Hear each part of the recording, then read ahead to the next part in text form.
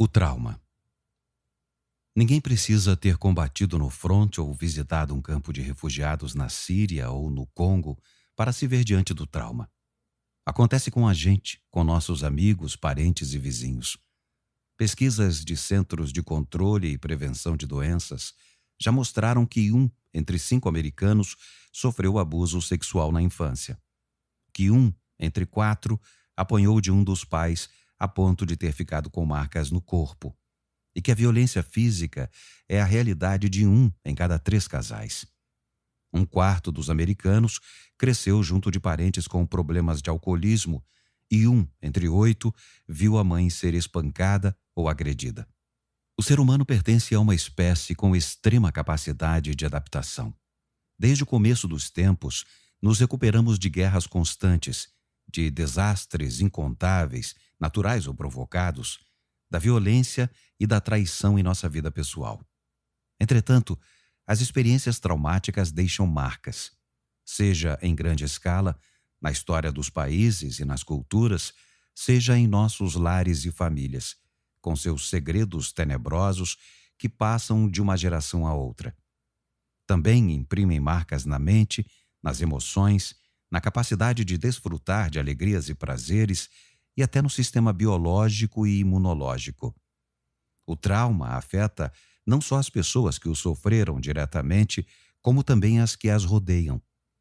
Soldados que voltam do fronte podem deixar a família assustada com crises de fúria e vazio emocional. Mulheres casadas com homens acometidos de transtorno de estresse pós-traumático, TEPT, costumam ter depressão. Os filhos de mães deprimidas correm o risco de crescer inseguros e ansiosos.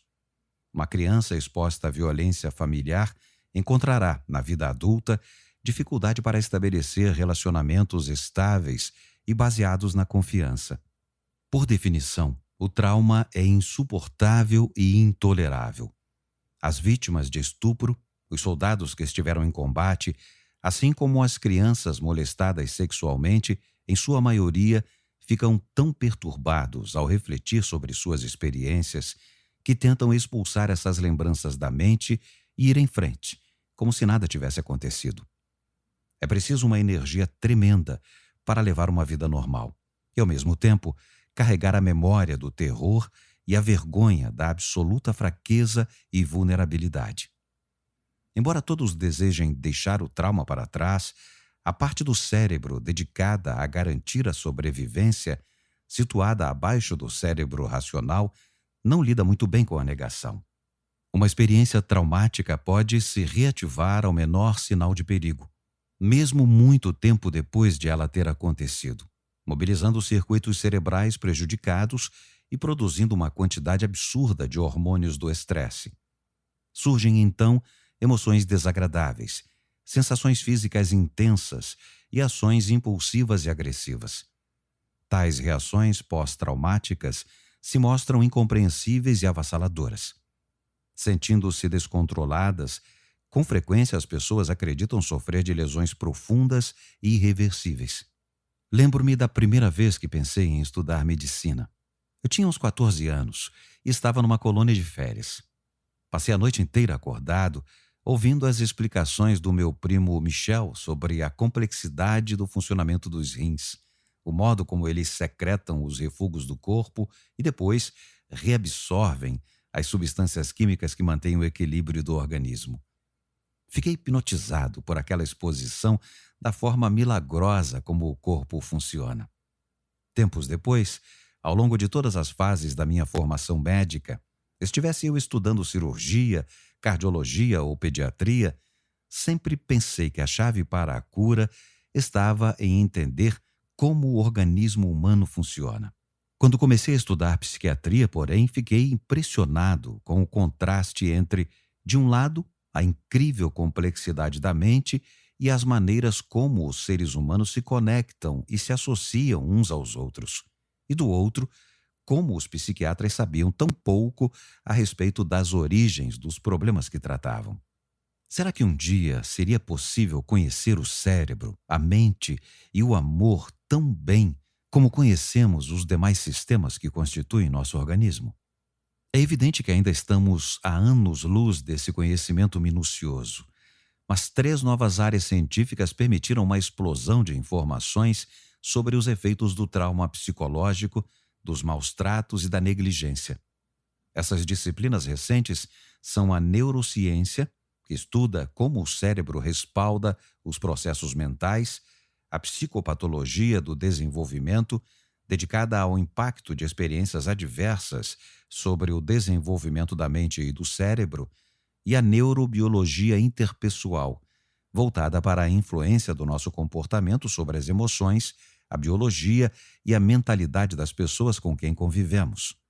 Pesquisas sobre essas novas disciplinas revelaram que o trauma provoca mudanças fisiológicas reais, entre as quais a reconfiguração do sistema de alarme do cérebro, o aumento da atividade dos hormônios do estresse e alterações no sistema que separa as informações importantes das irrelevantes. Sabemos que o trauma compromete a área cerebral que transmite a sensação física, corpórea, de estar vivo. Essas mudanças explicam por que pessoas traumatizadas se tornam hipervigilantes em relação a ameaças, mesmo que isso venha a prejudicar a espontaneidade em sua rotina diária.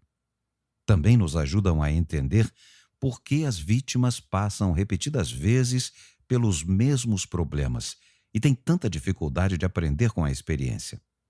Sabemos agora que essas condutas não decorrem de deficiências morais, nem indicam pouca força de vontade ou má índole.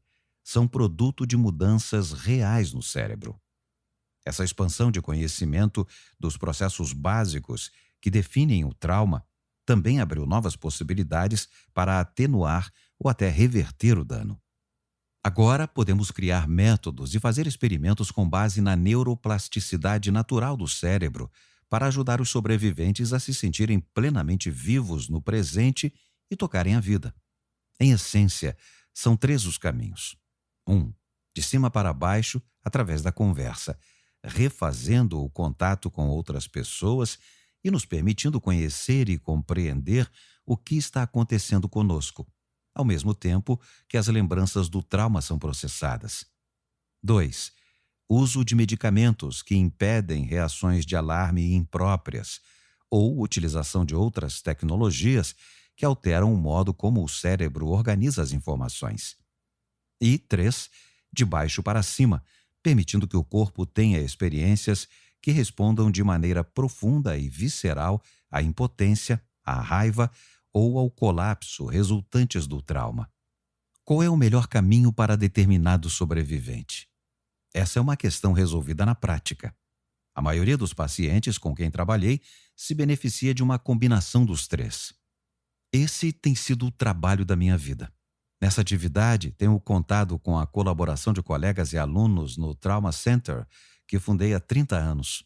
Juntos, tratamos milhares de crianças e adultos traumatizados, vítimas de abuso infantil, desastres naturais, guerras, acidentes e tráfico de pessoas, vítimas de agressões de conhecidos ou estranhos. As equipes terapêuticas se reúnem toda semana para discutir em detalhes os casos de cada paciente e acompanhar com a máxima atenção como os diferentes tratamentos funcionam para cada um. Nossa principal missão tem sido cuidar dessas crianças e adultos, mas desde o começo também nos dedicamos à pesquisa dos efeitos do estresse traumático nas mais variadas populações e a determinar qual abordagem é melhor para cada indivíduo. Para estudar a eficácia das muitas formas de tratamento que vão da prescrição de medicamentos à terapia pela palavra, à yoga, à dessensibilização e ao reprocessamento por movimentos oculares, Eye Movement Desensitization and Reprocessing, EMDR, ao teatro e ao neurofeedback, também chamado retroinformação neurológica. Temos sido apoiados por verbas de pesquisa do Instituto Nacional de Saúde Mental, National Institute of Mental Health, NIMH, do Centro Nacional de Medicina Complementar e Alternativa dos Centros de Controle e Prevenção de Doenças, Centers for Disease Control and Prevention, CDC, e de inúmeras fundações privadas. como as pessoas poderiam administrar os resquícios de traumas passados e voltar a ter controle sobre a própria vida. A terapia pela palavra, a compreensão e o contato com outras pessoas ajudam, enquanto os medicamentos podem amortecer sistemas de alarme hiperativos. No entanto, vemos também que as marcas do passado podem se transformar mediante experiências físicas que combatem diretamente a impotência, a raiva e o colapso inerentes ao trauma, e assim levam a pessoa a recuperar o autodomínio.